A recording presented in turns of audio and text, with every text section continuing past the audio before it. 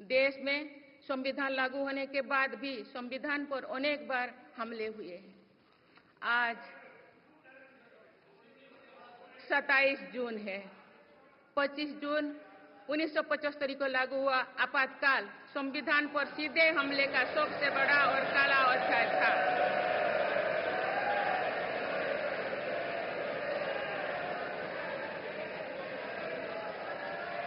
तो पूरे देश में हाहाकार मच गया था, लेकिन ऐसी असंवैधानिक ताकतों पर देश ने विजय प्राप्त करके दिखाया, क्योंकि भारत के मूल में गणतंत्र की परंपराएं रही है। मेरी सरकार भी भारत के संविधान को सिर्फ राजकाज का माध्यम भर नहीं मानती, बल्कि हमारा संविधान जन चेतना का हिस्सा हो, इसके लिए हम प्रयास कर रहे हैं। इसी ध्येय के साथ मेरी सरकार ने 26 नवंबर को संविधान दिवस के रूप में मनाना शुरू किया है। आप भारत के उस भूभाग हमारे जम्मू कश्मीर में भी संविधान पूरी तरह लागू हो गया है, जहां आर्टिकल 370 की वजह से स्थितियां कुछ और थी। माननीय सदस्यगण, राष्ट्र की उपलब्धियों के निर्धारण इस बात से होता है कि हम अपने दायित्वों का निर्वहन कितनी निष्ठा से कर रहे हैं। 18 लोकसभा में कई नए सदस्य पहली बार संसदीय प्रणाली का हिस्सा बने हैं।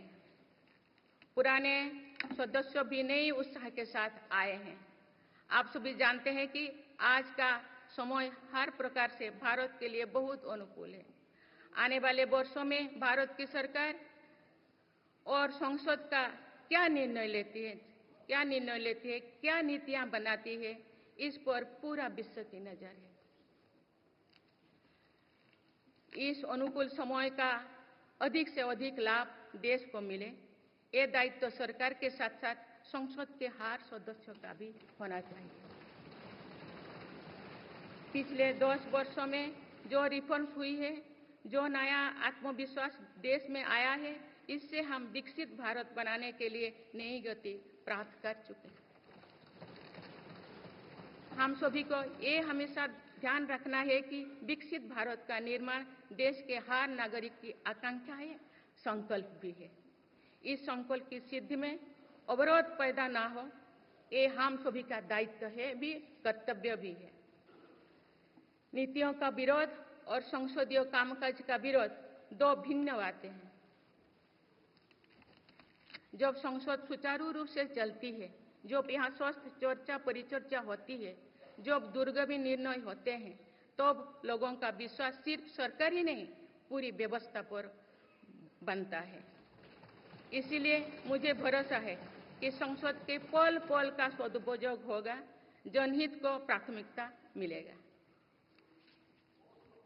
माननीय सदस्यगण, हमारे वेदों में हमारे ऋषियों ने हमें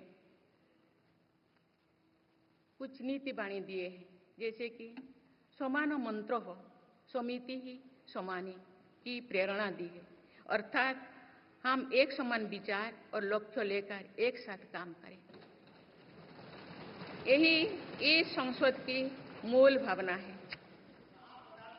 इसलिए जब भारत तीसरी नंबर की इकोनॉमी बनेगा, तो देश की इस सफलता में आपकी भी सहभागिता होगी। हम जब 2027 में आजादी की शताब्दी का उत्सव विकसित भारत के रूप में मनाएंगे, तो इस पीढ़ी को भी श्रेय मिलेगा। आज हमारे युवाओं में जो सामर्थ्य है, आज हमारे संकल्प में जो निष्ठा है, हमारी जो असंभव सी लगने वाली उपलब्धियां हैं, ये इस बात का प्रमाण है कि आने वाला दौर भारत का दौर है।